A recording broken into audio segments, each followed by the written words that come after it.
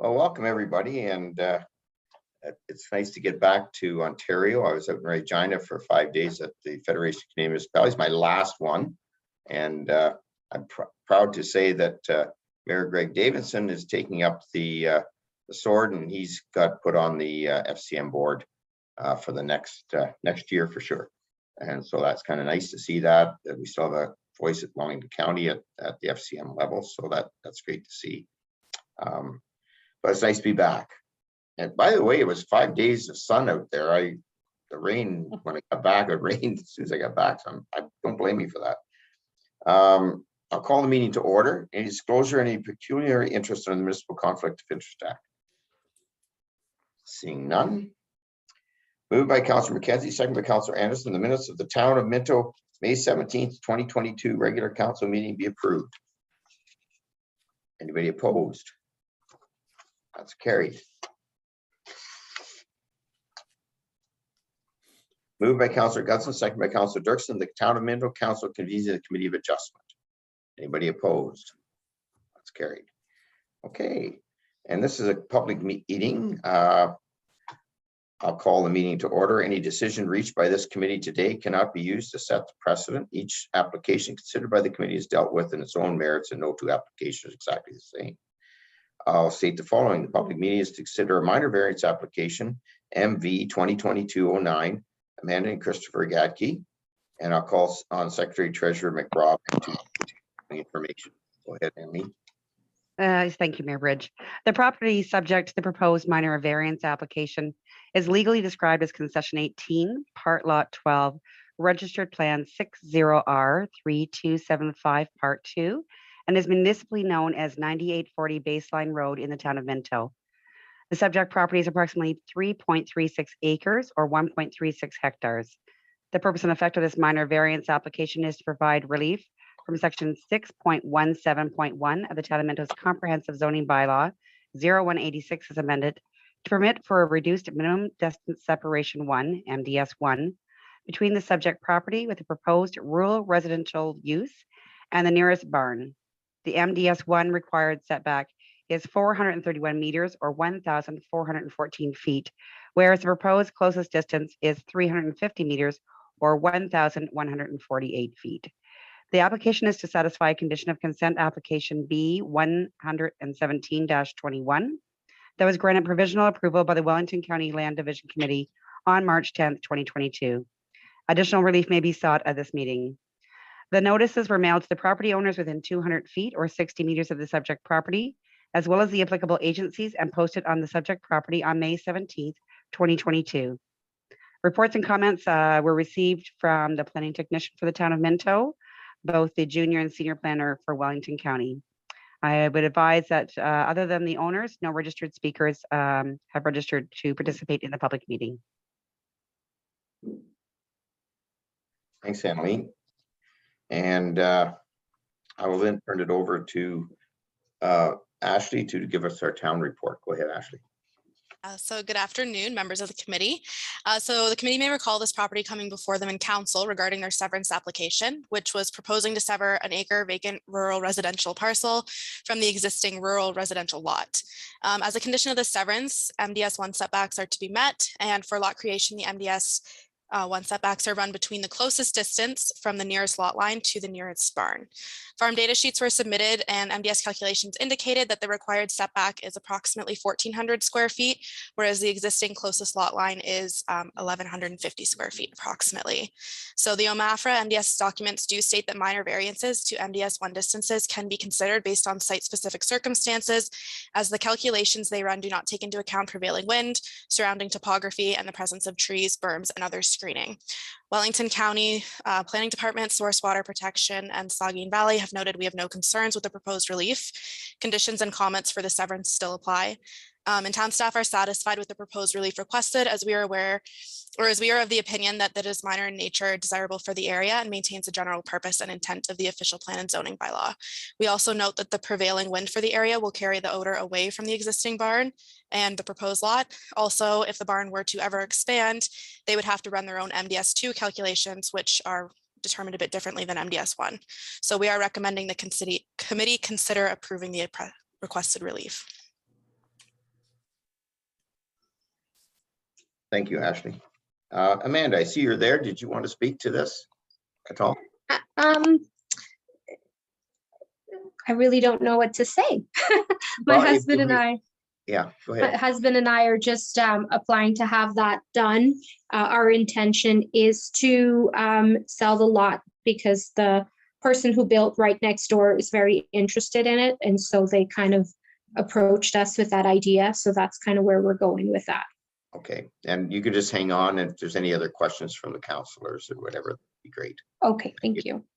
Okay, and I guess I'm going to ask the counselors if they have, or committee members, if they have any questions. Go ahead, Mark. Through you, Mayor Bridge. Ashley, as a rule, how long does the applicants have to wait for approval from this conservation? I know we've run into months before, and there's always been a holdup that way. Is there some kind of a set time frame, or? So the Conservation Authority has the same commenting timelines that we do for a severance. And then in terms of severances now, it's actually been changed at the provincial level. So you have 2 years to address your conditions and not just one. So the onus is on the actual, like the owner, to get the conditions addressed, which Amanda and Chris have been working hard at and doing quite quickly, in my opinion. So I don't know if that helps answer your question at all, but before they get a building permit, they'd have to get a Saugeen Valley permit as well. Doesn't necessarily impact the severance, but just something that whoever builds there will have to do. Yeah, okay, thanks. Yeah. Okay, Mark, good. Anybody else? No? Okay. Turn it over to Secretary. I think we're looking at the approval one, Annalene, if you would read that one. Yes, thank you, Chair Sorry, Bridge. did you have a question, Councillor Anderson? Or you No, I'm just adjusting my screen. Okay, good. I saw your hand go up there, but it was, yeah, okay, good. Go ahead. Go ahead, Emily. Certainly. The motion would be that the Town of Minto Committee of Adjustment approves the application by Amanda and Christopher Gadke for property legally described as Concession 18, Part Lot 12, Registered Plan 60R3275, Part 2, municipally known as 9840 Baseline Road, to provide relief from Section 6.17.1 of the Town of Minto's Comprehensive Zoning Bylaw 01-86 as amended to permit for a reduced minimum distance separation 1, MDS 1, between the subject property with a proposed rural residential use and the near barn. The MDS 1 required setback is 431 meters, 1,414 feet, whereas the proposed closest distance is 350 meters, 1,148 feet. We would need a mover and a seconder through you, Mayor Bridge. Okay, thank you. Mover and a seconder for that. Moved by Deputy Mayor Turton, second by Councillor McKenzie. Anybody opposed? That is carried. Good luck, Amanda, on your travels on this. Thank you. Okay. Mr. Mayor, if I could, Yes. I can't get my video to go on. I froze and then I took the stop video off and now I can't get back on. Oh, okay, Councillor Elliott, if you went back out and came back in? I tried that. Oh, all the way out? Okay, I can do that. Yeah, okay, I'm just gonna read this last little bit and then do that, and I won't start up until I see you back, okay? Okay. I will state the following. Anyone wishing to receive a copy of the notice of decision of the Committee of Adjustments in respect to the minor variance application must make a written request to the clerk of town of Minto at 5941 Highway 89, Harrison, NOG 1ZO, or by email at annalene@town.minto.on.ca. I officially close that meeting. Okay, we'll wait for Councillor Elliott to come back in.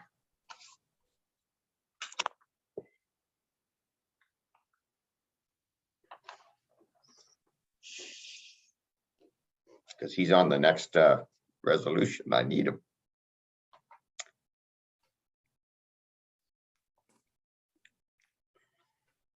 I had the same thing happen to me a couple minutes ago, so I went off and come back on and everything's good now, I think. You just dropped the video. No, I Well, dropped the everything. good news is Annalene tells me we're going to be live next one, so Are we? that's yeah. That It'll be is the hybrid plan for though, the next. Gene. It won't be hybrid yet, but it'll be live. Yeah. Council chambers is all finished up, looking nice. Yeah, we can get in. We just haven't tested the hybrid thing, so we're not going to try that until we test it. Yeah, good. I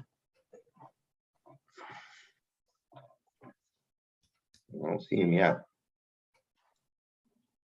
I am looking forward to showing off the council chambers to everybody. It's certainly Mhm. looking really good. So Well, if you're coming in to sign that last resolution, if you get a chance to drop in, have a look at it. It's really come along nicely.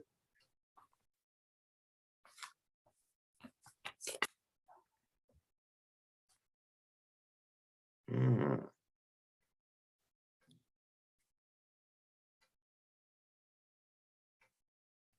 Ronson usually never had too much trouble with his, so.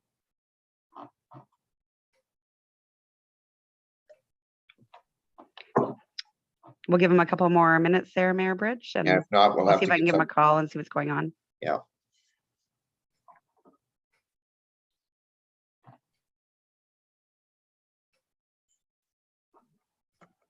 There he comes. Oh, he was there. I thought I saw him Yeah, briefly. he's there. Yes. Oh, there he is, right there. I saw his clock. Okay, good. You're back now. There, Ron. Oh, Okay. what happened? Now, don't worry about it. Don't touch anything now. I You had to come back because you're seconding the next thing. think it was a clear picture of me and scared the video. Maybe that's what happened. I did clear that public meeting adjourned, did I not? Emily? No, that's good. Yes, you did. Next up, moved by Deputy Mayor Turton, second by Councillor Elliott, the Town of Minto Committee of Adjustment convenes into the Committee of the Whole. Anybody opposed? Seeing none, we're in. Okay, public meeting. I'll act as chair of the public meeting. I'll call the meeting to order and have Clerk McRobb to ensure that any member of the public present is recorded the attendance record. I'll state the following: if a person or public body does not make oral submissions at a public meeting or make written submissions to Town of Minto before the bylaws passed, the person or public body is not entitled to appeal the decision of the town, the Ontario Land Tribunal, and the person or public body may not be added as a party to the hearing of the appeal before the tribunal unless, in the opinion of the board, there's reasonable grounds to do so. I'll ask Clerk McRobb to state the municipal address, the legal description of the property, and the purpose and effect of the application date notice are sent. Go ahead, Emily. Thank you, Mayor Bridge. The property subject to the proposed amendment is located on lot 16, concession 4, with a municipal address of 6217 5th line. The subject property is approximately 102 acres or 41.3 hectares in size. The purpose and effect of the proposed amendment is to rezone the subject lands to prohibit future residential development on the retained agriculture portion of the property and permit an increased ground floor area and height for the existing barn to remain on the severed lands as an accessory structure for storage. The notices were mailed to the property owners within 400 feet or 120 meters of the subject property, as well as applicable agencies, and posted on the subject property on May 12, 2022. Reports and comments have been received from our planning technician for the town of Minto and the planner for Wellington County. I'd like to note that only the owners are registered to speak at this meeting. Thank you. And I'll turn it over to, I see Jessica is going to do our county report. Go ahead, Jessica. Yes, thank you. So this application before us today is a typical application that we've seen before, where it's a condition of consent application in order to rezone the retained parcel to restrict any future residential uses on the property. However, they've also requested to recognize the existing structures on the property as they are with the reduced parcel size. They are now considered accessory buildings. So just a little note on the side of this one, there was an initial inquiry from the applicants and planning staff at that time did indicate that there was potential for the barn to be removed, and because of the size of it, if it was supposed to be left on the smaller parcel. And then it came forward with a consent application where they asked, their survey sketch did indicate for the barn to be removed. So both town and county staff went to Land Division Committee recommending for the barn to be removed, and that was placed as a condition on the consent application. Since then, the applicants have decided to keep the barn on the smaller severed parcel, and it is quite large based on the standard size for an accessory building. So overall, planning staff have no concerns with the retained parcel to be rezoned to restrict residential. However, they do have some concerns with the oversized accessory building being considered accessory on a smaller lot.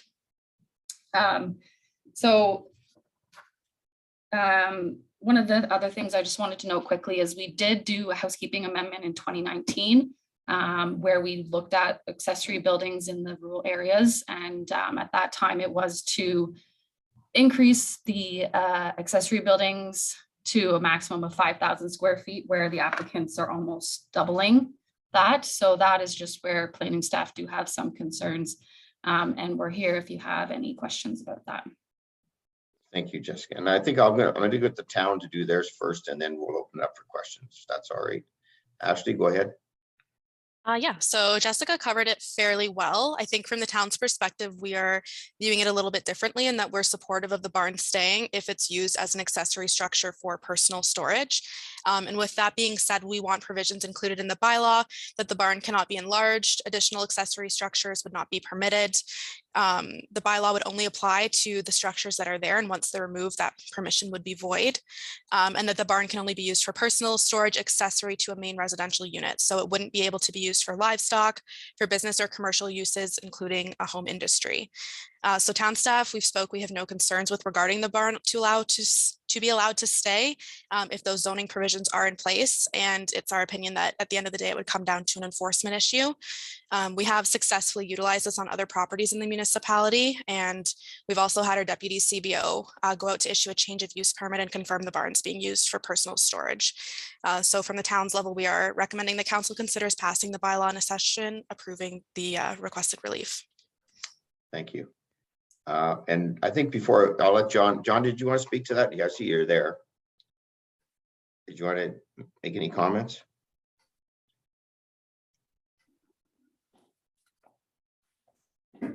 What is, I just asked John Onsling to unmute and give him a minute.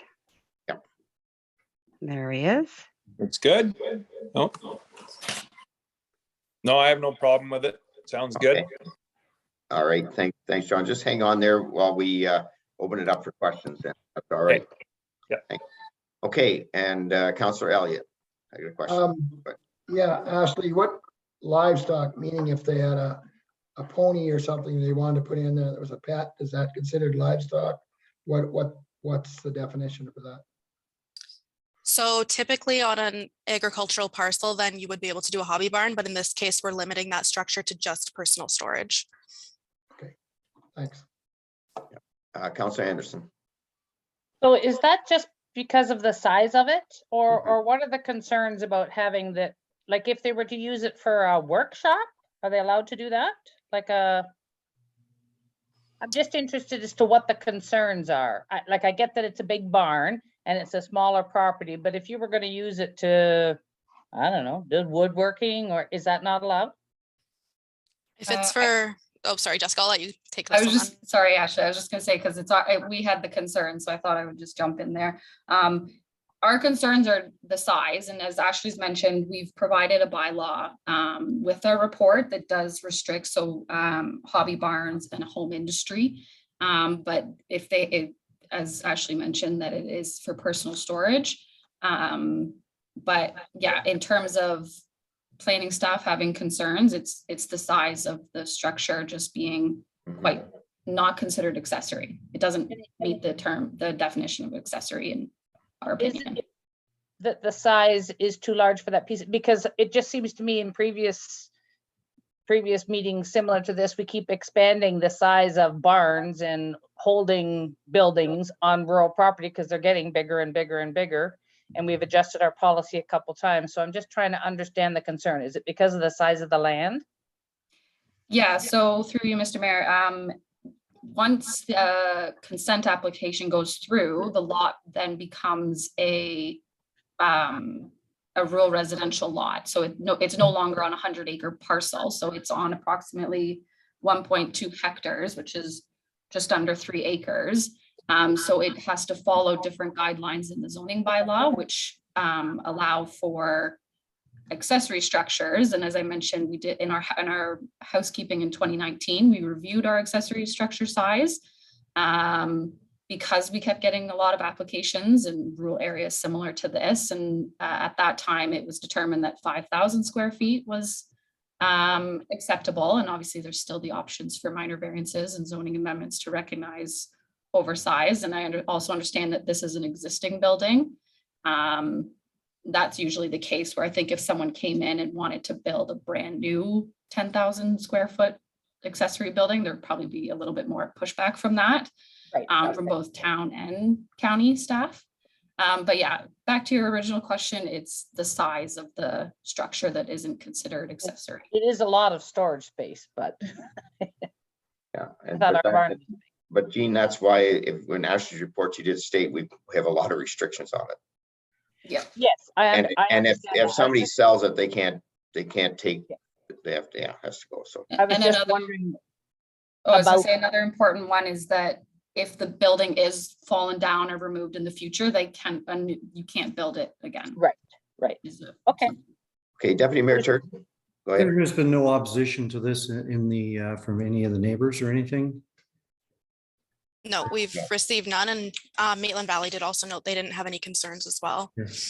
John, I know John has a lot of vintage cars, but I mean, I think as long as his building, and I mean, that's a nice looking property. And John and his families have had that place looking spick and span for years and years, and we certainly wouldn't anticipate maintenance being an issue. So I mean, honestly, if I agree with you, Jessica, if it was a building that was being put up after it was severed, we'd have a lot more trouble than the building that's already there. So I mean, it's been there for years and years, and I mean, I don't have a problem with it. And I totally understand where the county's coming from. This locally, we can look at it, and as long as we're willing to take the obligation, basically make sure that they follow the rules. And if they don't follow the rules, it's again, as Ashley pointed out in the note, then we'll have to do some stuff on it and do some orders on it and whatever. So that's sort of, we've done this in the past, and we haven't had, I don't believe we've had any real big problems, Terry, on this type of thing. So we kind of pick our spots, and I really appreciate the county a few years back actually raising it to 5,000. That saved us a lot of this issues, but sometimes there's a big barn in this case that can be used by the applicant and for own personal use, and so if this happens to be one that I'm certainly quite agreeable in doing as an exception. So anybody else have anything? Okay. All right. Let's see here. I'll call anyone registered. There's nobody commenting in opposition. And I've given you guys, I'll say the following: if you wish to be notified of the decision of the council, the town in respect to the proposed zoning bylaw application must make a written request to the clerk of the town of Minto at 5941 Highway 89, Harrison NOG 1ZO, or by email annalena@town.minto.on.ca. No further comments. I will declare this meeting closed. Thank you. Thank you, Jessica. Thanks, John. Thank you. Okay, moving forward, no delegations, correspondence. Moved by Councillor Elliott, second by Deputy Mayor Turton. The council receives the correspondence for information. Anybody want to pull anything there? Okay. If not, anybody opposed? That is carried. Reports from staff, and I'll turn it over to Councillor Elliott to assume the chair. Where is he? Did we lose him again? Oh, there he is. They're right in the middle. I don't know. We're just waiting for him to unmute, so.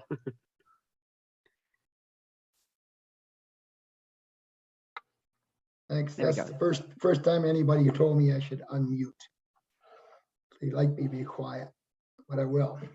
Anyhow, thank you, Mr. Mayor. We'll give our Community Service Advisory Committee Chairman, Matthew Lubers. I guess that's your position, is it? Yeah, thanks, Councilor Elliott. You're the chair. I'm the staff. So Right, you are the top staff. Two sure. of them. Yep. So before us today, we've got two sets of minutes, one from April 4th, the other from May 30th. I'll just quickly go over the minutes of the 4th and get into more detail in the minutes from the 30th. So on April 4th, we reported on the success of the March Break Day Camp program at the Palmerston Arena and the March Break movie showings at the Norgan. We were also towards the end of the ice season in Harriston, and the work on the dressing room expansion in Palmerston was just starting. And at that time, we had just launched our new online program and facility booking program, the Active Network. Just moving forward to our May meeting, which took place last week, we talked about the number of school class trips that have been booked between now and the end of the school year at the Norgan. Greg reported on the number of bookings we've facilitated to date, which included 4 Buck and Does, the Harriston Kinsman Tough Truck event, and an RV club of around 35 units camping at the Harriston Arena over the long weekend in May. We also hosted advanced polls for the provincial election at the Palmerston Arena from May 20th to 24th. I'm happy to report that both adult and youth baseball as well as youth soccer started on time in May this year, which is a refreshing change from 2020 and 2021. Some town run or town assisted programming that started up in April and May included 2 Let It Grow horticultural programs in Clifford with the help of Vic Palmer, a youth drop-in sports night on Wednesdays in Clifford, family and youth pickleball on Thursdays in Harriston. We've got 5 weekly adult pickleball sessions in Harriston. We got weekly outdoor shuffleboard at the Harriston train station, and a babysitter course, which we facilitated at the Grove Youth Hub in Palmerston. And you'll see some of the numbers associated with those programs in the minutes. Some events that are upcoming. We've got the splash pad up and running for the season, and the Lions Splash Bash returns on Saturday, June 18th. And we're now preparing for hometown ball and grassroots soccer, as well as getting the pools ready for the season, starting with Swim to Survive and Swim to Survive Plus in Palmerston next week.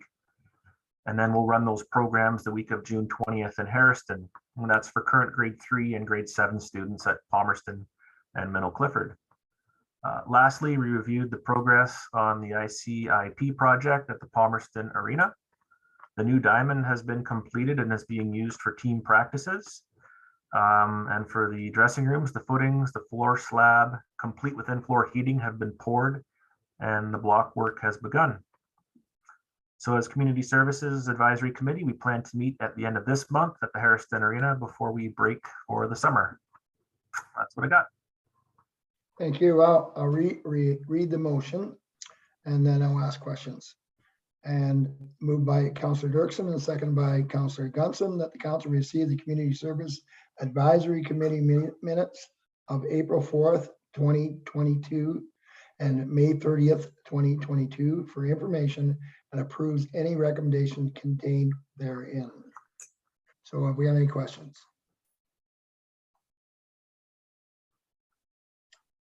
Yes, Deputy Mayor Turton. The Active Network, it's been 2 months now. Matt, how's it going? Through Councillor Elliott, it's going quite well. From the staff side of things, with Grace not having to manually re-enter everything has been great. CAO Potter was very helpful in helping export the financials into Keystone, because we're still using Keystone for the accounting.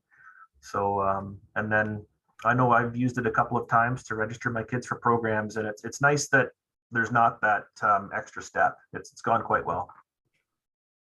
That's good. Thank you. Any other questions?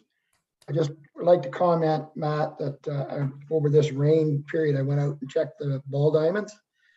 And we've always in the past, the last few years anyway, we've had water problems when it rained for any length of time. But as of last night, there was no water laying on the diamonds. Somehow it's drained off. I'm sure it's still muddy and soggy, but it's great to see no puddle work. And I was talking to Greg Mallet, and Greg said that there was a course that was taken that was brought to Palmerston, actually the course, and your staff took it and they learned how to work diamonds a little different. And it's really, really good to see, because it kind of spoiled a lot of things. We had a little bit of rain, we'd have water on the diamonds, but your staff are doing a great job of getting them straightened around.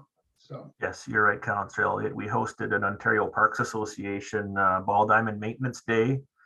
It was 2 years in the making, and so they did some work on all 3 diamonds in Palmerston, including installing the bases on the new diamond. So it was nice to be able to host that, and the staff that went enjoyed it. yeah, the diamonds are showing it, so that's great. Okay, all in favor of that motion? That's carried. And I'll return it to Mayor Bridge. Councillor Elliott's practicing for when we have the live ones. He's asked for everybody in favor in that last motion. That's something I have to practice, because I did do a couple live chairing, a couple live things that I kept saying anybody opposed. And then it took me a little while to realize people could actually put their hands up. Never even thought about it. It's always. That's all right. That's all right. It's good practice. We need to get back into the groove. So good for you. Okay, and right now we've got the cultural roundtable minutes, and I'll read the motion. As the recommendation is moved by Councillor Anderson, second by Councillor McKenzie. The council received cultural roundtable committee minutes of May 30th, 2022 for information, approves any recommendations contained therein. I'll turn it over to Belinda to do the report. Go ahead, Belinda. Yes. Good afternoon, Mayor Bridge, members of council. I'm going to recap our minutes from May 30th, and it is Pride Month, so we'll start it off with the Pride Committee. They are excited to be hosting this weekend a couple of events. Starting on June 11th at the Crown is the drag show, and on Sunday is Pride in the Park, taking place from 12 till 2 with the march happening at 1:30. Just want to thank the Pride Committee for all their efforts leading up to this, as well as all the great decorations in the downtown core. It always looks super nice in June. Our Youth Action Council has been busy. These minutes are back on this group. They tend to review them, but not put them forward with motions for approval. So this has come back to council, but they're doing great work over there. A lot of things planned. One of the cool things they're looking at doing is a sports to go equipment lending library, so people can come to the Grove and take out equipment and then play it in the parks. They're also working with us on our downtown events, ensuring that we have youth programming as part of those, so that's exciting. Our Railway Heritage Museum has been meeting and has some upcoming events as well, including a memorial dedication on July 2nd to the victims from the Hurricane Hazel tragedy. So that is happening there, and we've been open, I think, 2 weeks now, and things are very busy and lots of inquiries from groups that are wanting to come into the museum, so that's all good. Also, just a lot of work is happening around the diversity, equity, and inclusion piece. Not quite a year, next week, a year marked the anniversary of our Solidarity March that we ran. So we are really getting in and diving deeper into work around diversity, equity, inclusion, making sure people feel welcome here. And we're hoping to begin some community conversations in the fall, followed by some action planning, forming of a committee, and development of a plan. So we are also hoping next week or the week after to do a recognition of that event again. So just trying to keep it top of mind of people that this is out there, and we want to show that we're welcoming and Minto is a safe place. So that's kind of the highlights from those minutes. I guess I should also mention the Spark Workshop on Saturday taking place in Fergus. Gordon and Peggy and Megan Raftis have been heavily involved in planning this, and it's great timing. It's about welcoming everyone, and they have a great lineup of speakers. So if you haven't yet registered, it's going to be a great day, and I'm going if anyone would like to carpool. And I'll leave it at that. Thanks, Belinda. Any comments, questions? I'm going to make a couple comments right now, and I don't know if everybody's aware that there has been some vandalism on some of the Pride decorations. There's been social media around it. It just saddens me to like Belinda's talking in a report, talking about inclusion and talking where we are, I think, as a community. But unfortunately, I was disappointed to hear that recent vandalism took place on the Pride decorations in Palmerston. And our community volunteers have worked very hard, not only to make the downtowns look great, but to use these decorations to clearly demonstrate to everyone that we're welcoming and an inclusive community. And remember what our slogan is, where your family belongs. Our vision has always been that the town of Minto is a friendly, safe, affordable, family-oriented rural community built on the foundation of respect, volunteerism, prosperous business, and sustained by the people who value neighborliness and fairness and inclusiveness. As leaders of our community, the town of Minto feels, or I feel anyways, that it's important to stand with Minto Pride and all our associated groups to ensure everyone feels welcome, safe, and supported in our community.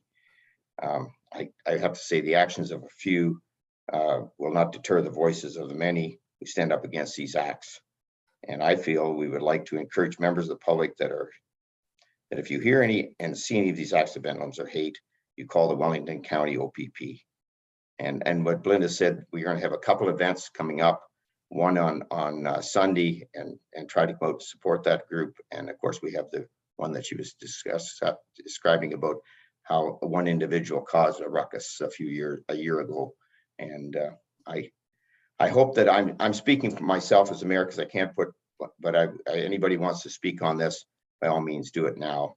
But I was just devastated when I came back from Regina and heard it was on. I got it on the plane on the way back that this was happening. And these people do a lot of work for our community. And it's just, vandalism in a sense. And Ron, we've talked about vandalism in the park and all this stuff. It just doesn't make any sense to me. But these are even have a worse thing, because there's a bit of a hate involved in it. And I can't believe we're like this again. But anyways, that's what my point is. Deputy Mayor Turk. Yeah, Mayor Bridge, I think you've hit a valid point, and I agree with you 100%. And I think some of the folks that are doing the vandalism need to come out and see exactly the strength of our pride groups in the town, because that over the years, the parades and the different things, volunteers, those folks that are out there decorating and planning, organizing these events, they're volunteers. So they're out there working because they believe in something, and we certainly welcome that. I mean, I do. I agree with you, Mayor Bridge. It's really good to see, and the folks that are doing the destroying of some of the whatever they're doing need to come out and see what's going on. So, thank you. Thank you, Deputy Mayor Turk.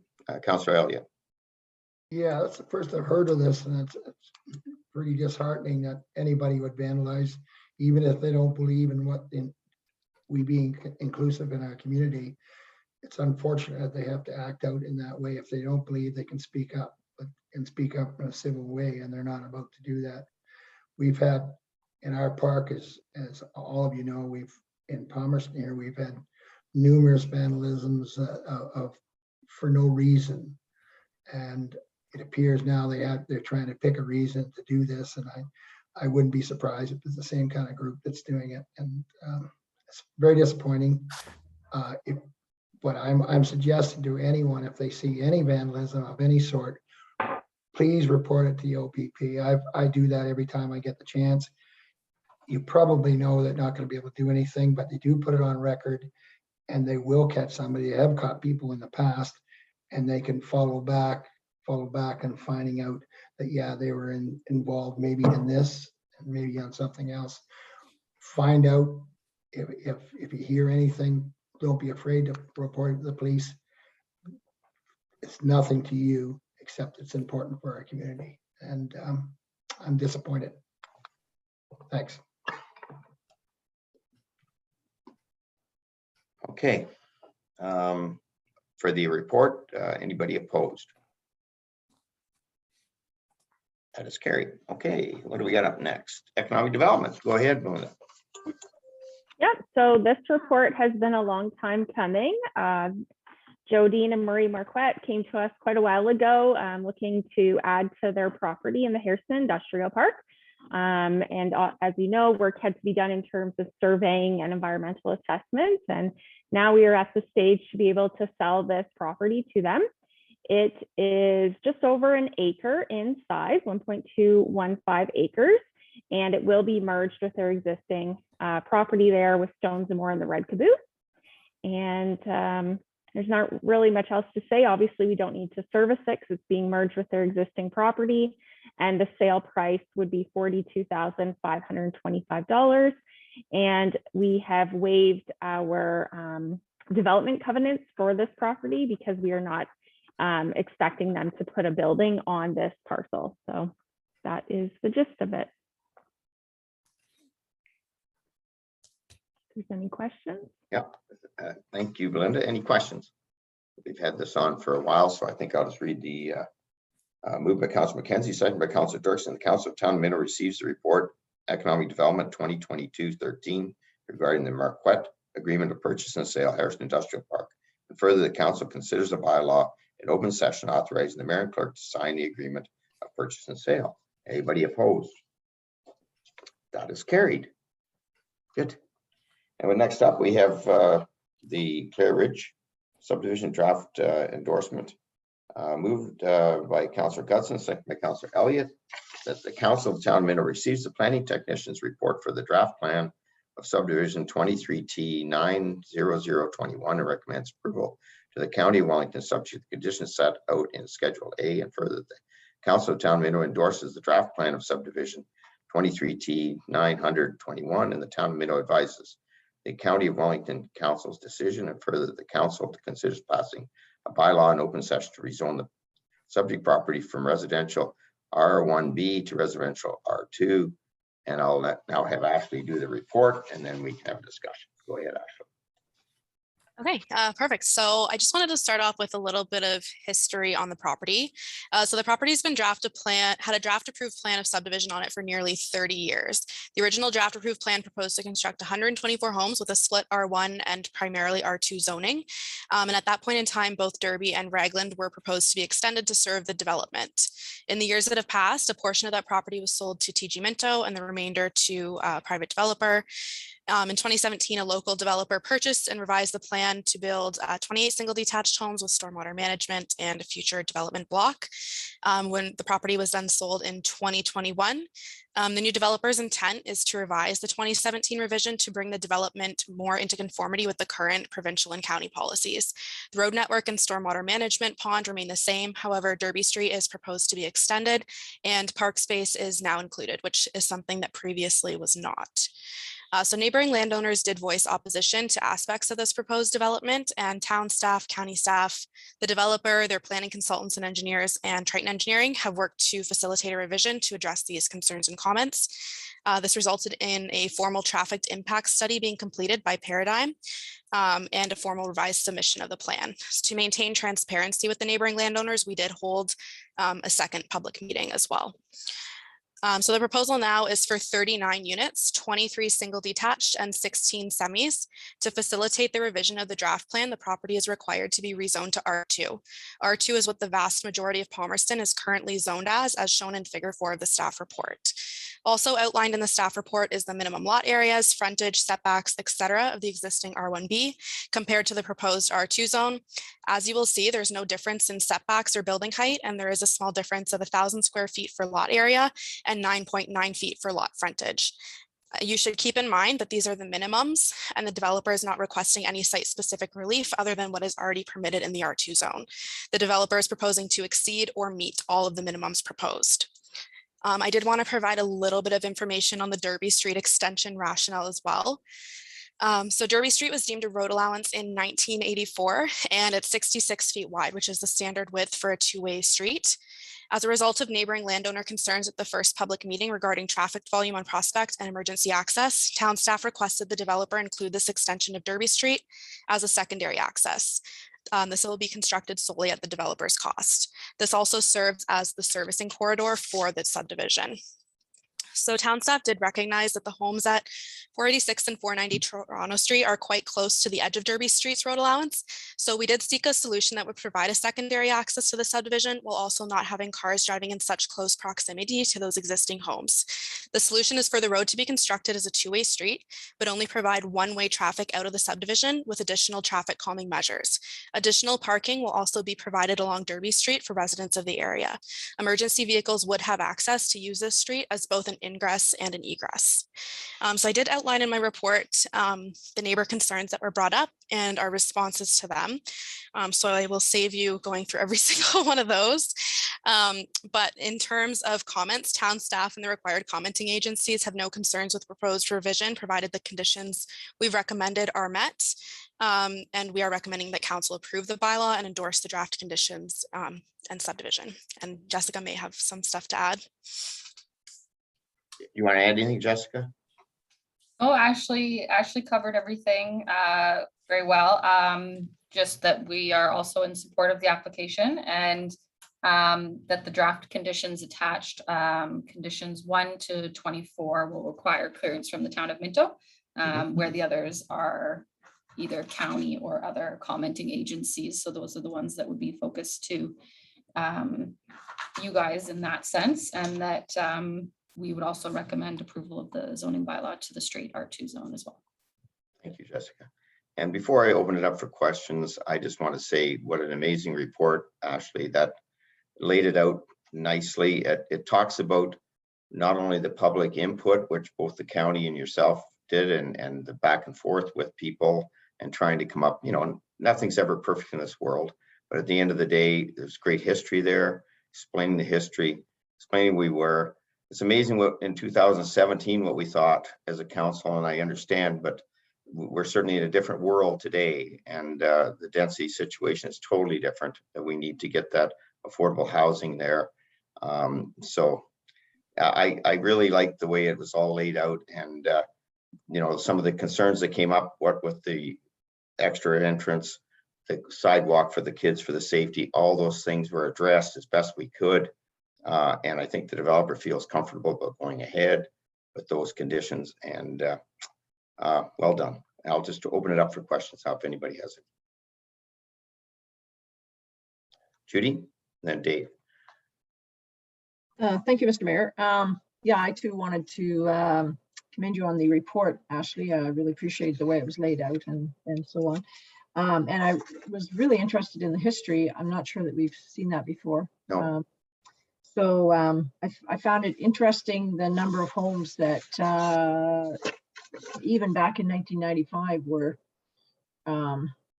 were considered at that point. And I realized it didn't go anywhere, but when you look at the numbers of homes in the part that is still to be developed, there's not much difference in the number of residents, which I found kind of interesting almost 30 years later. I was wondering, did staff get back to any of the neighbors on this, or are they just supposed to find this in the council package, or how does that work? I believe the intent was once we knew council's decision today, we can follow up with the neighbors. And the report is available online for them. And then the June 7th date has been set for quite a while now. And they can watch us now tonight, Judy. So yeah. Yes. Okay. And there's a comment somewhere in here, and I thought I had marked it. So I thought it was near the top of a page, and I thought I had it highlighted, and now of course, I guess I didn't save it, but it was something about the density could have been, or at least the county's recommendation is that it could be even tighter. Am I right that that's in there somewhere? And now not springing up on me. Yeah, so the county's density targets now are 16 units a hectare or 40 persons and jobs a hectare. So this is just slightly below that. However, the 2017 revision was only around 10 units a hectare, so it wasn't close. Yeah, so they're trying to increase the density while still maintaining that low density neighborhood feel, which I think that they've done a very good job at. Okay. Well, thank you. And I guess as a farmer too, I'm always worried about the number of acres of prime farmland that get eaten up every day in Ontario for homes. So, all these people that want homes also have to eat. So anyways, like I said, I really appreciate the report and the detail that you went through and the way it was laid out. It was really well done. So thank you for that. Thanks, Judy. Deputy Mayor Turk. Yeah, thank you, Mayor Bridge. I mean, I echo those comments in back and forth with Ashley and the building department and the way that you went about this. I mean, we heard from the community, and we have done a lot of good things on the items that were brought up. I was out for a walk with one of the residents on that area, and I mean, when you go back to 19, whatever you said it was, 84 or 94, the reason for the development or the plan of subdivision was to build houses. And I know that today we are intensifying a lot. You, Ashley, and with the county and the developer we've came a long ways since 3 months ago or 4 months ago on this piece of property, and health and safety was a big issue. And with the street and the parking and all the other things that have been done, I mean, we have to go ahead. And again, I say that we listened to the community and we did a lot of good things, and I'm in favor of this draft plan subdivision. Thanks, Thank David. you. Anybody else? Councillor McKenzie. Yeah. Thank you, Mayor Bridge. I'd just like to comment that I'm not opposed to any residential subdivision if it meets the guidelines in the town of Minto. But it seems we're constantly amending provincial policy, our own zoning and our OPs to make things happen. And it's putting the developer through an extra money and time, in time, when we really, if we can change it now, why can't it be changed so we don't have to go through these hoops? And it just it doesn't seem right to violate all those things that are in place to make things work. It's one's against the other, and we want it, So can it not be changed, or how? Maybe a council in the future could address those things because those policies are there for a reason, and we keep amending them all the time. Things work. Like, why? It's costing these people money and time to go through those hoops when it maybe shouldn't be necessary, But anyway, that's my take on it. Well, yeah, there's a fine. Yeah. Does anybody want to speak to that, Ashley or Jessica? I mean, this is ongoing. This is something we've been talking about through the official plan that we're working on now. We did a little bit of housekeeping there a while back with our stacked townhouses to try to avoid some of these issues. I think the way I feel that the way we've been trying to do it from a county standpoint is, and the province, and we know we have to get a little bit more dense. Judy's comment on farmland, that's a good comment, is the fact that we can't keep spreading out as best we can. So I think we're going in the right direction, Mark, but there has to be some of these upper level changes to allow us to have less. But Jessica, you might speak better at it. Yeah, I was just going to add a little bit onto that. A general subdivision application coming in it's a county application. It obviously we go to the local level for their conditions and to get their endorsement before moving forward. Generally, a zoning amendment does follow along with any plan of subdivision, because when they're coming in, they're looking at a range of mixed density requirements. They'll have a R1 zone, R2, R3, which allows for different from single detached up to apartments. So in a typical larger development application, a plan of subdivision does follow along with the zoning amendment application because they're taking a larger parcel and splitting it up into multiple individual lots. Whereas Mayor Bridge just mentioned, we are trying to allow for like a smaller developer to come in and develop a single lot and have a cluster townhouse or mixed development in there. But generally with a plan of subdivision, it does come along with a zoning amendment. And again, this one was a little unique because they came in with a red line amendment after, and we did have to rezone to an R2. But again, that is also a pretty standard process. And I understand the cost and the timing and everything, and we do try to fast track everything. But when you're coming in with a larger parcel, it does usually require a zoning amendment along with that. Yeah. Well, okay, so making these changes, I guess it was kind of a harsh word, violate, but so we're not really violating the guidelines at all then. We're actually falling closer to the guidelines than we did in 2017. 2017, we were a little outside the guidelines in a sense. Yeah, and again, as you mentioned, they're guidelines like for density requirements and stuff. If that's what you were mentioning, there is, it's a guideline. So we try to reach that to the 16 units per hectare. And again, as Ashley mentioned in her report, that they're still trying to maintain the low density development, but get as close as they can to the guidelines in the county OP. Thanks. Okay, Councillor Anderson. Will this new Bill 109 not drastically change these rules and regulations? And I'm unclear as to whether it has gone through. It got royal assent. I don't know if that makes it law, or is there a chance to change it yet? But when you read it, municipalities will have very little jurisdiction to reduce or stop housing or put any rules in place. Jessica, do you want to handle that one? Yeah, so it did receive royal assent. We went to Wellington North Council with a bit of an update there yesterday about that bill 109. There still is time to comment. We have provided comments. A lot of municipalities are providing comments because of the concerns of the fast tracking of these types of applications.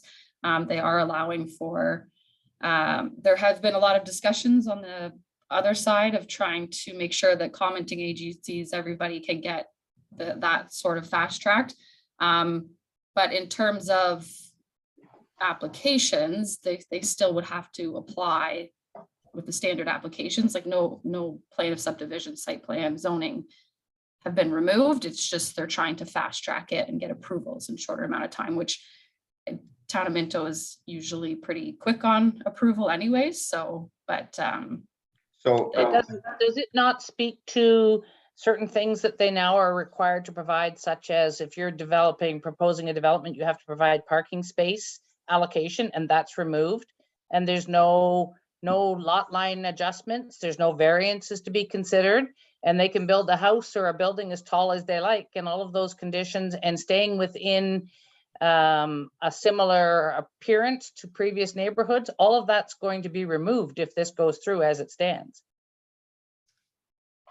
Jessica, I don't think that's what I read. Not from my understanding, no. Like they will still need to have all of their approvals in place. It's more of the process of deeming an application complete. So again, before we bring any applications to council, we've met with the developers. We've had multiple back and forth to determine what is required for an application to be deemed complete. And I think that's been brought in more of like what is considered deeming complete, an application complete, but it hasn't gotten rid of any processes that are currently in place. Our concern on this, Jean, and we've relayed that to our concerns to the county who has put those concerns forward, is there's a time clock once something's deemed complete that you have to follow it. If you don't complete it within, I think, 90 days after that time completion is, then some of the fees that we could collect are not having the developer gets them back. Nothing to do with, I don't know where you read this other, it's not the bill, it's maybe a different bill, but not 109. It's 109. No. It was sent to us in one of our communications, and I asked Terry for a report on it.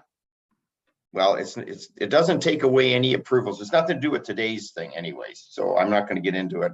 Maybe what we'll have to do is, Jessica, maybe similar to Wellington North, we'll have you come and do a report on it, because it's not.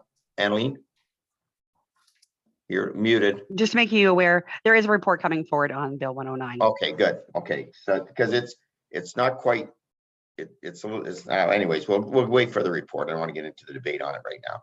CEO Harrow has something done. Chris, do you have some? Yeah, just I wanted to follow up on that. Councillor Anderson had requested a report a couple of council meetings ago, and we have that report. So next meeting, Triton consultant Bill White's going to be there to discuss Bill 109, as well as the housing that we're in with Minto and all that stuff. So all of those questions will be answered next meeting, and we'll have a full report breaking down Bill 109 and some suggestions that we would like to make to the province regarding Bill 109. So that'll answer all of your questions, Councillor Anderson, because we've seen the report and we actually had a meeting about it, and it will be a thorough report for you as well for that.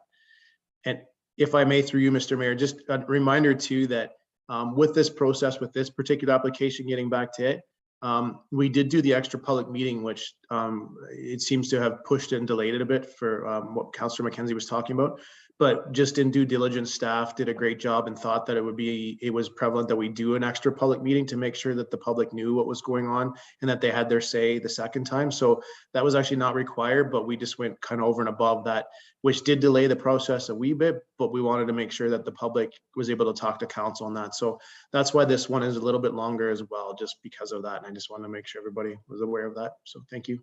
Thank you, Chris. And in fairness, the reason was we did make a change that we did see at the next public meeting. A couple of people were, because that change affected them, so they were able to make comments. So that was when the road went through. Councillor Elliott. Yeah, just quickly, Councillor Anderson, you've always been concerned about the opportunity for your children, my grandchildren, and people to be able to afford to buy a house. If we continue with R1 and continue with this kind of program, there's not a chance in hell that they'll be able to buy a lot or even build a house of that quality. Duplex is a chance at least, and it gets an opportunity for them to have an opportunity to buy a house. And many of these duplexes now are pretty nice. It's not that they're probably going to build something that's terrible.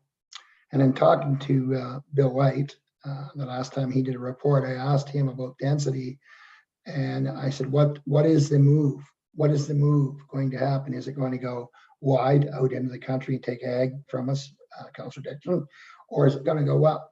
He says probably go up.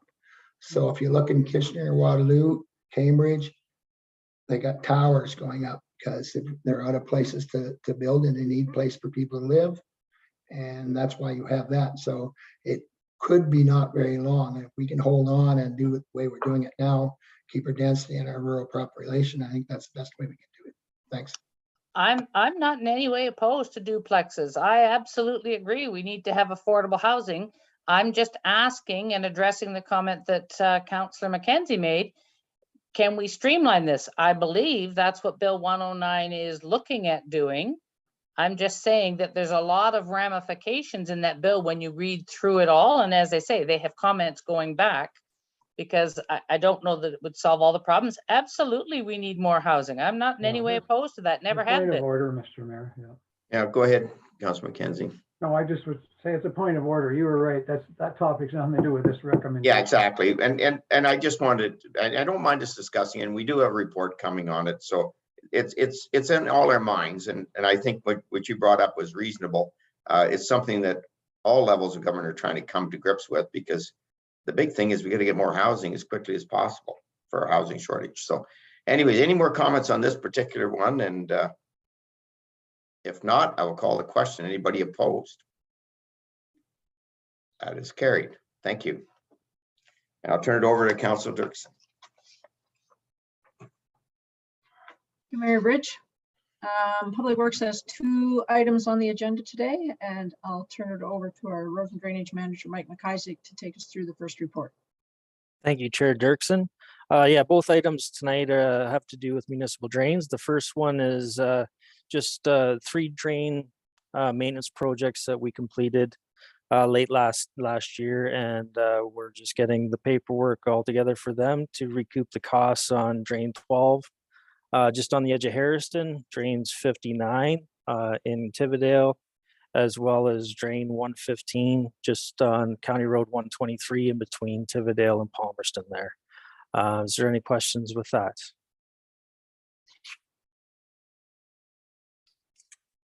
Okay, seeing none. Just kind of cleaning up this project or these projects.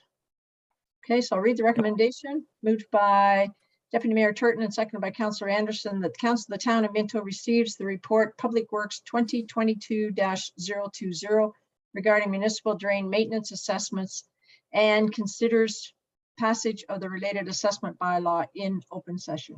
Is there anyone opposed? Okay, seeing none, I will declare that carried. And would you take us through the second report, please, Mike? Yep, thanks. So the second report is, this is going back to 2016 when we received a petition as well as an upgrade, Section 78 of the Drainage Act, to do some work on an existing drain and possibly additions to the drain. And with the appointment going to Dietrich Engineering at the time, Since that time, over the last year, year and a half, there has been some staffing struggles with Dietrich Engineering, and some of the senior staff on this project have moved on to other firms. Under a recommendation from Dietrich's, they actually suggested to us to appoint another firm, one with some of their previous staff with the knowledge and experience with the drain, which is why we're looking at RJ Burnside for to move forward with this project. They got very, very close to getting it completed prior to their departure. However, Dietrich's don't have the knowledge and expertise with this project to kind of take it over the finish line. So that's sort of why the recommendation is that way. And all the information previously gathered for this drain is transferable over to another firm. And Greg Nansville, the one senior staff on the project, he has confirmed that the information is easily transferable and to complete this project. Is there any questions with this one? Deputy Mayor Jordan? No, thank you, Chair Dirksen. I think this is pretty honorable, you know, Mike, when we get these two engineering firms working together. Certainly, we all have that same issue from time to time when we have staff move from one place to another. And so for the Dietrich Group to come forward and recommend RJ because of what you just talked about, I think that's terrific. So thank you. Sure. Yeah, it gives us a pretty good comfort level. Mm-hmm. Okay, any other questions? Councillor McKenzie. Yeah, I don't have a question. I'm going to comment on, I had spoke to Mike earlier. I would just like to comment on, I'm hoping the engineers don't have to touch certain areas of drain 2. If they did, it would be a total destruction of wildlife habitat on 2 areas in there. So I'd like to make that comment. That's all. There's speckled trout spawn in that creek, and hopefully they don't have to touch it, and they may not. So if they do, that's why I'm commenting. Thank you. Yeah, it just along with this drain report. So in previous reports with municipal drains 23 and 60, if I remember correct, that was a combined report, as well as just recently municipal drain 69. There was a species at risk mitigation plan presented along with that. And with that mitigation plan, it includes municipal drain number 2 as well. So it speaks to a lot of those items of concern of Councillor McKenzie there. And I back your concern on the speckled trout, Mark. Mm-hmm. I wish I could catch a few more. Okay, are there any other questions? Okay, seeing none, I'll read the recommendation. Moved by Councillor Elliott and seconded by Councillor Gunson. The Council of the Town of Minto receives the report Public Works 2022-2021 regarding municipal drain 2 appointment and appoints RJ Burnside and Associates to represent the town's interest in this regard. Is there anyone opposed? Okay, seeing none, I'll declare that carried as well. Thank you for your reports, Mike. And thank you. the chair back to Mayor Bridge. Thanks, Councillor Dirksen. And I've got my next report is, we're not doing this one. Mark, are you doing this? This will be Quinn through you, Mayor Bridge. Oh, yeah, Quinn's doing it. I'm sorry, Quinn. Didn't have it on my thing who was doing it. I don't know why. Oh, I guess it isn't it. Go ahead, Quinn. So through you, Mayor Bridge, I just have a quick report on the right to disconnect policy that we have implemented. So in response to the COVID-19 pandemic and the significant sort of blurring of the lines between work and home life that we've seen based on the need to work from home for long periods of time, the Government of Ontario introduced and passed Bill 27, which is the Working for Workers Act, which included an obligation for employers with 25 or more staff members to develop and implement a policy on the right to disconnect from work. So in order to comply with this new legislation, a written policy must be in place which applies to all employees and lays out the procedures as they relate to disconnecting from work as defined in the Employment Standards Act. So as I know most of you are aware, the town of Minto has a rather diversified workforce. And as such, we have a number of policies and procedures currently in place to help manage the hours that are worked. When developing this particular policy, we took into account all of the different work arrangements within the organization. For example, we have office staff that follow standard hours. However, we also have employees that work shifts and those whose hours will vary based on seasonal requirements. So there's clearly not one single approach that will work across the entire organization. Because of this, we chose to create a simplified policy that encourages and supports our employees in balancing their work and personal lives and prioritizing their own well-being by informing them of their ability to disconnect from work wherever possible. However, it is generally understood that this new legislation does not create any new rights, and the ability to disconnect will sometimes be dependent on the needs of the organization, such as in times of emergency.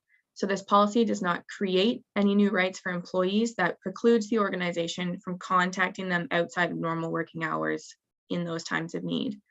So overall, the policy seeks to encourage staff to be mindful of the working hours of others, to take ownership of their work and ensure that the operational needs of the organization are met, and aims to make them more comfortable when speaking to their supervisor if they feel that they are overburdened or unable to take time off of work. We strive to keep the mental health of our employees as a top priority, and we really want them to feel that at the end of the day, they're able to go home and spend time with their families and relax and not worry about what's waiting for them the next day. So that's my report. That's all I've got to say, but I'm here to answer any questions if anyone has them. Thanks, Quinn. And if I had turned the page, there it is right there. Here to present that, but I didn't turn the page. Okay, questions for the. This is Ontario legislation that's sort of coming our way. I've had a chance to talk to the staff at department head meetings and whatnot, and they're not saying it. So if you happen to be as a counselor and somebody approaches you on a Saturday with a concern or whatever, and you don't want to wait till Monday to put it in your email or whatever, because you might forget like I would, you can do that, but just don't be prepared to have the staff get back to you on Saturday, right?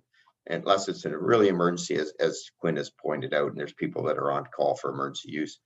But if it's something that, somebody's pointing out something to you, feel free to send the note to the person, but the staff have been told if it's not an emergency, they'll get back to you on Monday. So don't expect a call back or email back on Saturday. If you send it on Saturday and it could wait till Monday, they'll pick it up and do it on Monday. Is that fair to the I know the council doesn't do that very often, but if I've had that in the past myself, where if somebody said something at an event or whatever, and I thought, oh, how am I going to remember this? And I'll just quickly put it in an email to Chris or somebody, whoever it might, will pick it up on Monday and work with the staff on it. So I don't expect Chris to get back to me on that Saturday, and this is just sort of the same idea, right, Quinn? This is what people are saying, and we've talked to our own staff about this. And I see it too often in today's world where everybody thinks you should be 24/7. It's not fair.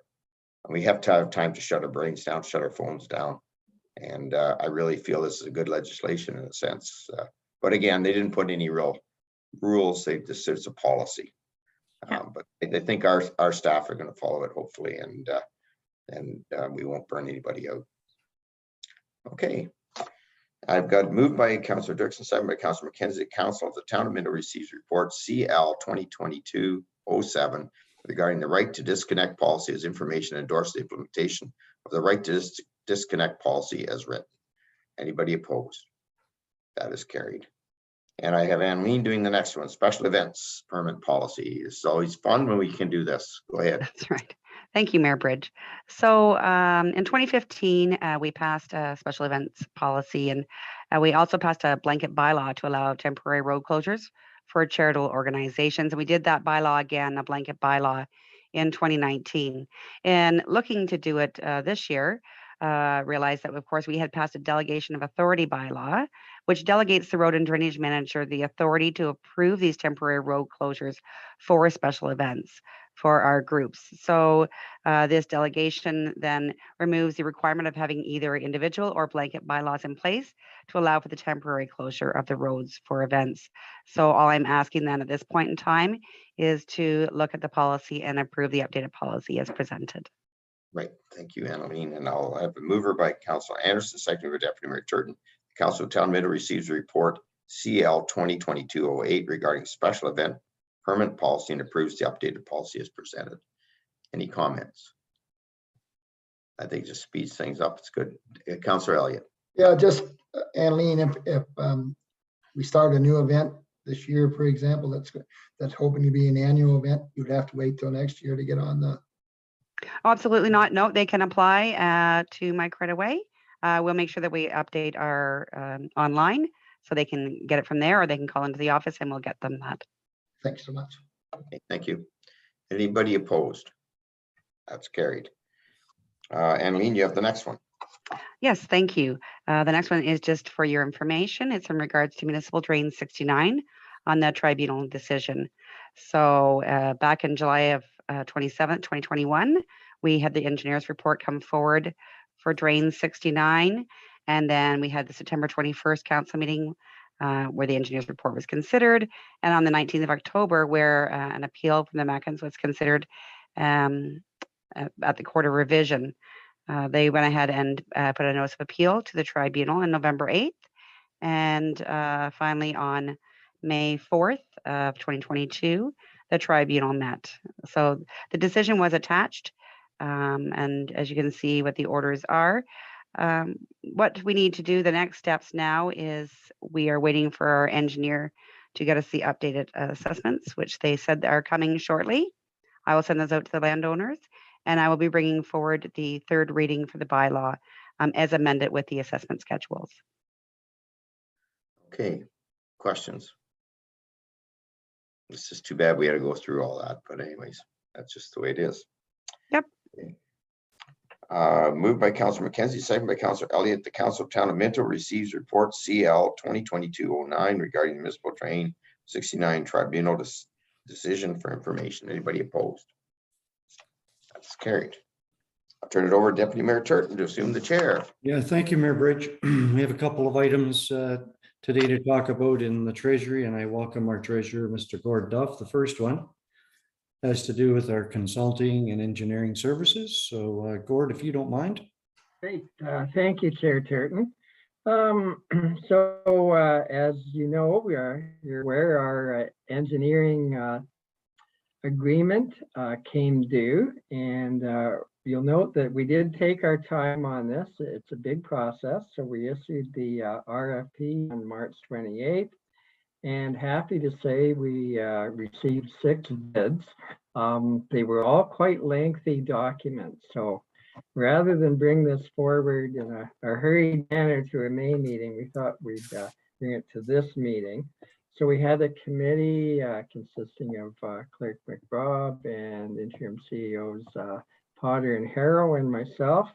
And we did the 2-step process, which we have done quite often, I think most recently for our auditors, where we all did it independently.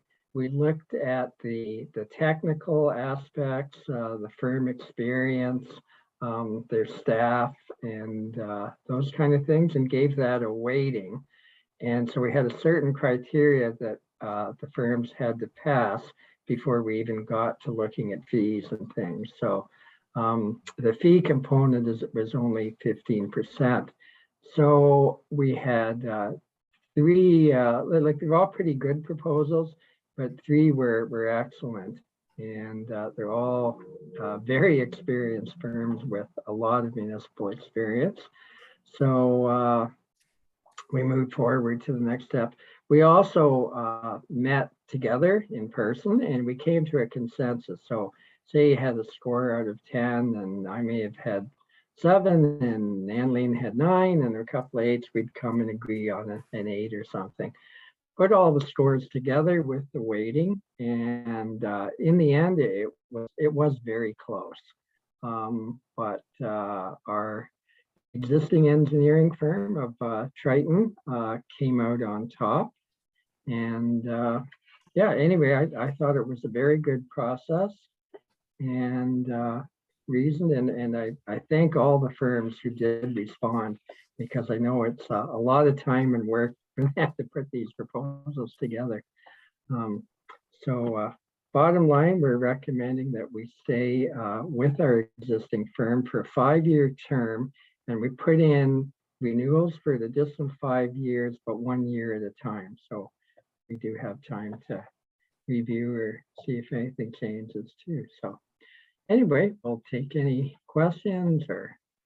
Go ahead, Mayor Bridge. Yeah, thank you, Gordon, and thank the committee. This is always tough, but as you know, when we first 12 years ago, we had 4 or 5 different engineers doing different pieces. We decided to consolidate into one, and Triton has done an excellent job over those years.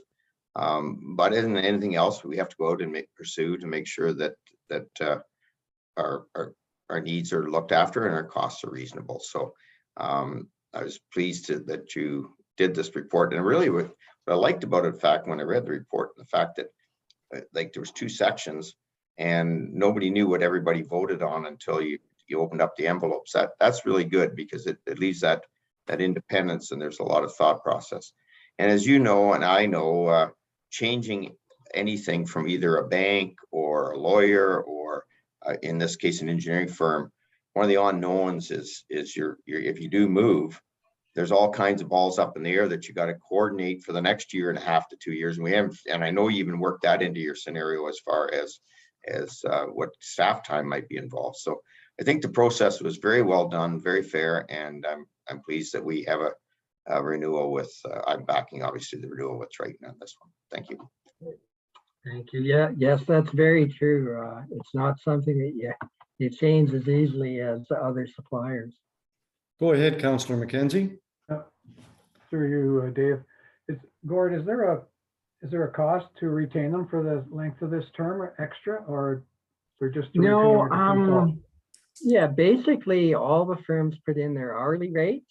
Now, there was a little bit of a difference. Some engineering firms kind of charge the same rate for all their services, for others it depends on what they're working on. They were all very competitive. It's a bit like a fire department. It depends how often you use them. If you don't use them, there's hardly any cost. But that's highly unlikely, because I certainly find that we need to use engineers from a liability standpoint to protect ourselves, but also so many grant applications are quite complex, and we use our public works people and recreation people where possible, but often you do need more detailed specifications. So you kind of work hand in hand with your engineers, and you often have to prove that the figures are reasonable too. So yeah, it's again, kind of like any profession, lawyers and accountants and that, the fees are relatively similar. I do notice like the difference between the audit firms and engineering firms. You don't have too many national or international engineering firms that bid on municipalities our side. Whereas in the municipal sector, you do get some of the big guys, and there is sometimes more of a fee disparity when it comes to that. Okay, I understand the user pay, Gord, but there's no fee to have them on retainer for 5 years, is there? No, nothing like that. No, it's not like where we Thank you. have to have them that way. Yeah, thanks so much. Other questions for our treasurer? Gord, would you say that this is the norm today in municipalities? To go through the RFP process and do For that? engineers? I'd say it's increasingly common. I kind of wish that maybe some of our funders would recognize this, because you may remember with our ICIP projects, of which there are a lot, they don't accept these kind of arrangements, even though they are competitive. They wish each project that's funded to have a separate RFP process for design. And when you're talking construction projects, you're basically losing a construction season because it takes time to do that too. Same thing, I don't think we've ever had the situation, but we have a municipal solicitor. So if somehow we had some funding under that, they'd want us to tender that specific job too. So it does go against the stated notions of getting the money out there, especially not in the situation we're in now, but a few years ago, to stimulate the economy. That doesn't help us because as we were just discussing, our building department and clerks and other ones, we try and turn things around quickly. So yeah, that's definitely an issue. Yeah, I think it was, I think we were very fortunate to get 6 bidders and to have the number that you said that are, I mean, we've got some long service engineers around this area, and to have 3 or 4 or 5 good quality firms to bid on this for us is really quite unique. And I know right now, Gord, you know, over the next week or so, you're going to have to phone back and give somebody the bad news. And I know that's not an easy task. So because, you know, 5 years, 8 years from now, whatever, we're going to be asking again for bids. And, you know, people, I'm sure, sometimes get tired of doing this process because, so anyways, any other questions for our treasurer? So this is moved by Councillor Gunson, seconded by Councillor Dirksen, that the Council of Town of Minto receives the report FIN 2022-014 regarding the request for proposal 2022-4, which was consulting and engineering services award, and that the Council of Town of Minto award request for proposal 2022-4 to Triton Engineering Services Limited for a 5-year period. The Council of Town of Minto considers passing a bylaw in regular session authorizing the mayor and the clerk to sign an engineering consulting services agreement, and that the Council of Town of Minto authorizes staff to extend the engineering consulting service agreement for up to 5 additional 1-year terms, and the sole discretion of the town and the sole discretion of the Town of Minto. Anyone opposed to this motion? Then that's carried. Thank you very much. The next item, Gord, if you want to get started on the Sure. that one when I find it. Yeah, this is one that's been spurred by some recent provincial legislation. It affects the conservation authorities. It basically limits their mandate a bit so that they focus on core activities. So this is from the Maitland Valley Conservation Authority, which, as you recall, they deal with basically the southern 2/3 of Minto. And they've asked us to sign a memorandum of understanding outlining the requirements.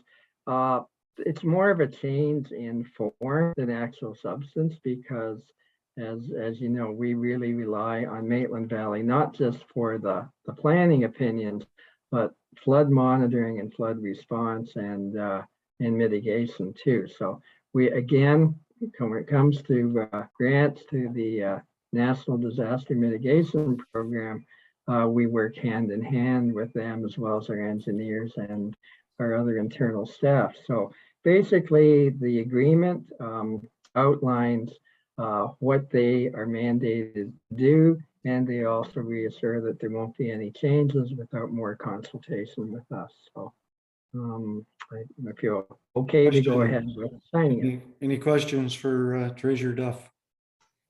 Like Gord said, this is mandated.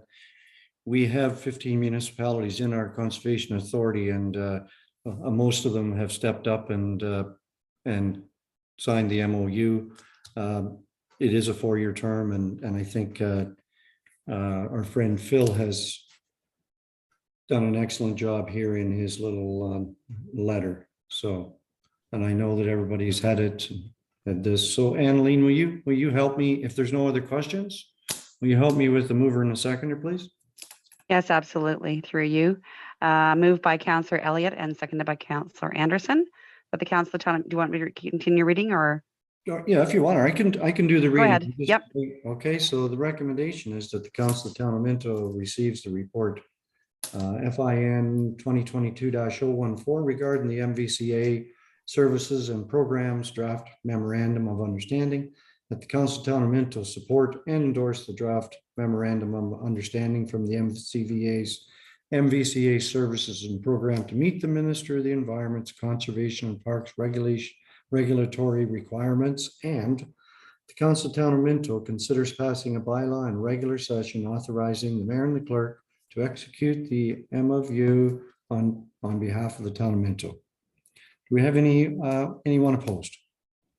That's carried. Thank you very much. And we'll pass it back to our, just wanted to say, Gord, that, and I'm not sure if this was said, but thank you for being so precise on this engineering stuff, because I mean, I think it's important that we have good engineers, and I think it's really important that we had a really good process, and I appreciate that. So thank you. I'll pass. Thank you. Pass the chair back to our mayor. Thanks, Deputy Mayor Turton. And I'm going to give everybody a chance, because I forgot to do this at the beginning, was businesses, other businesses closed. So I'm guilty.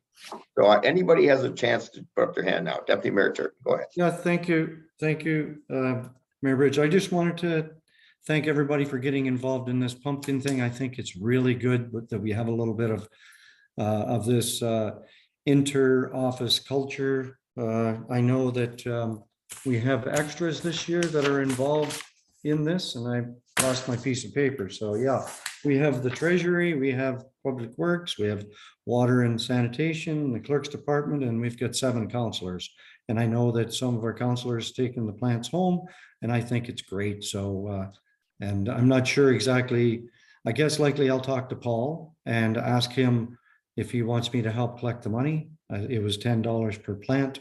And remembering that the biggest pumpkin is the winner and gets to donate that money to an organization that they want. Thank you very much, Mayor Bridge. Thanks, Deputy Mayor Turton. And I've got to plant mine yet. I was going to do it today, but it was rainy. Plant rain. Yep. So I will get out there tomorrow and get mine planted.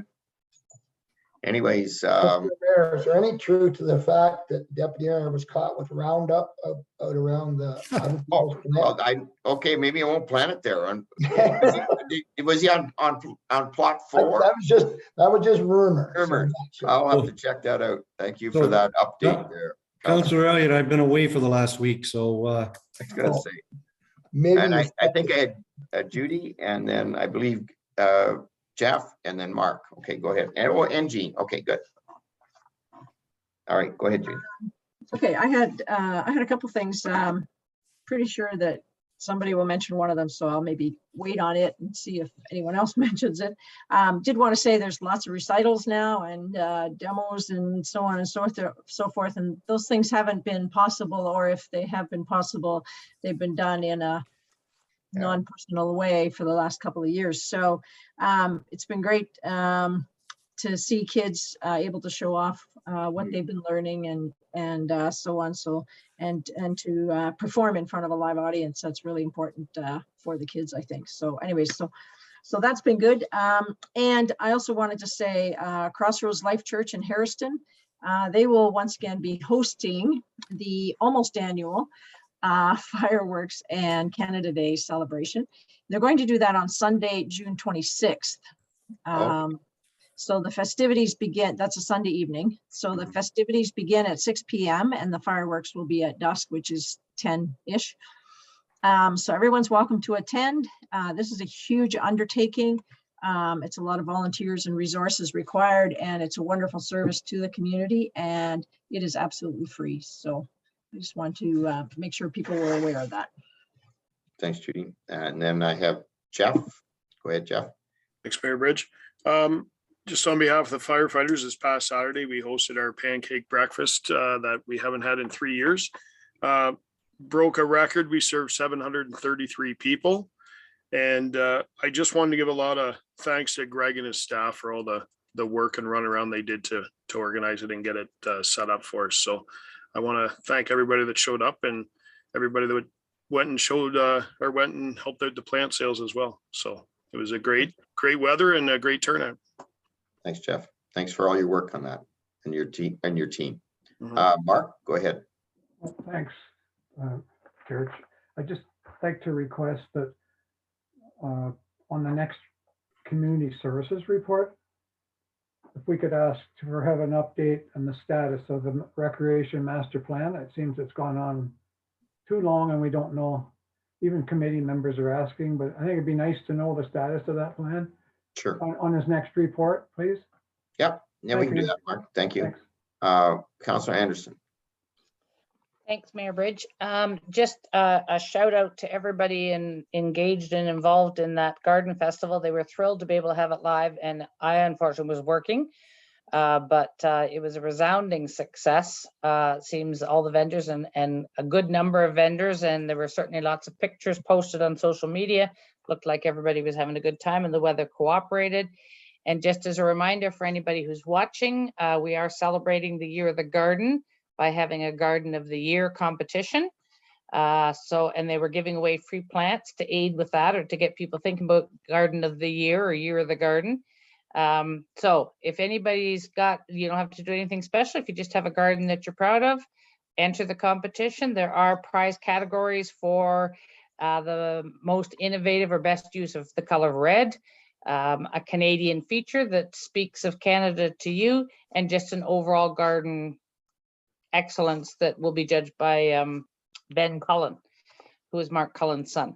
And some great prizes coming. We haven't got those all sorted out, but they promise you they will be good. And we're just looking for people to get involved. And if you don't want to enter the contest, just think about planting plants if you haven't before or haven't already. It's been a very funny spring for planting.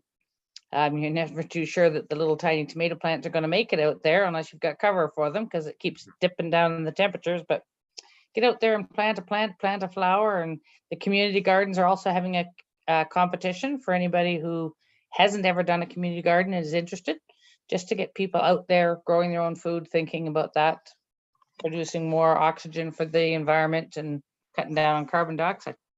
Anyway, thank you very much. Thanks, Jean. And is anybody else? I'm going to make a couple things. You might help me with this, Councillor Elliott. We have something coming up next week. I believe it is on, when's your Lions meetings? Tuesday? Yes. So it's the Car. Yes. It's it. So we're going to, if you've never, I mean, he was an amazing man in Palmerston that produced the local paper for many, many years. And they're going to have a dedication of there on right at the hall? It's going to be around Old 81. Around Old 81. Yeah, we have a presentation. I think it's unveiling of a plaque or like so.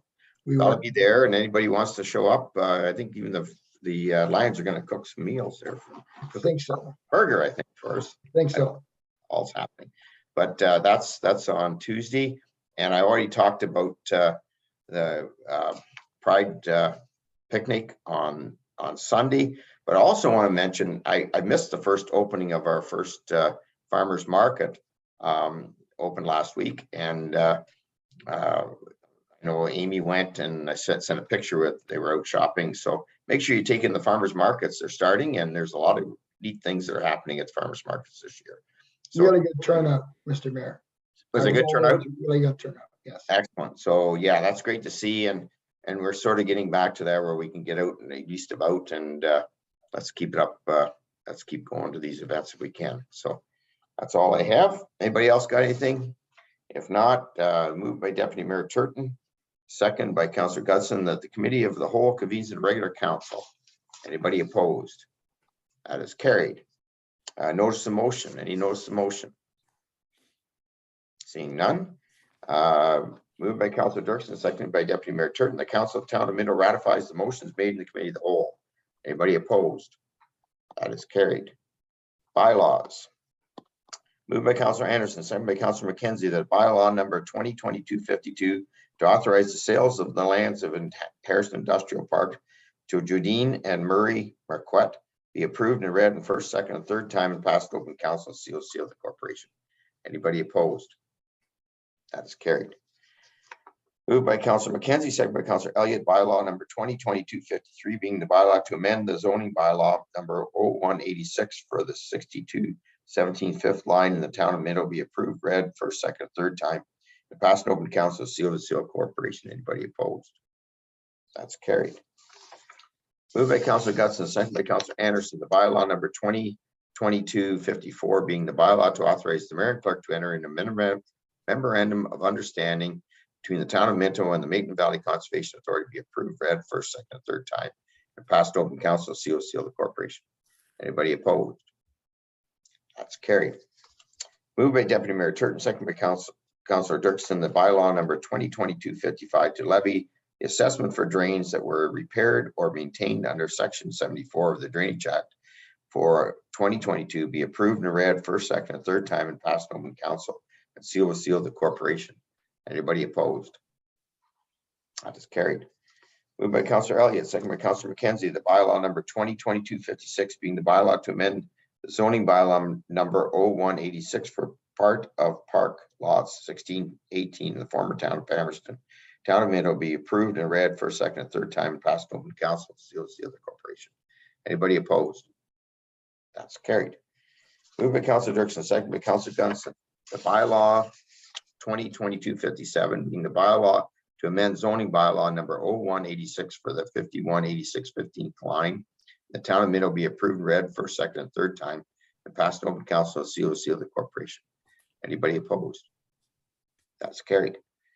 Moved by Councillor Anderson, second by Deputy Mayor Turton, the bylaw number 2022-58 to confirm the actions of the council of the corporation of the town of Minto respecting a meeting held June 7th, 2022 be approved, read first, second, and third time, and passed to open council, and seal the corporation. Anybody opposed? That's carried. Moved by Councillor McKenzie, second by Councillor Gusson, the council of the town of Minto adjourns to meet again with the call of the mayor. Anybody opposed? That's passed. Thanks everybody for a good meeting. Good meeting, you guys. Thank you. Take care. Bye. Bye, everybody.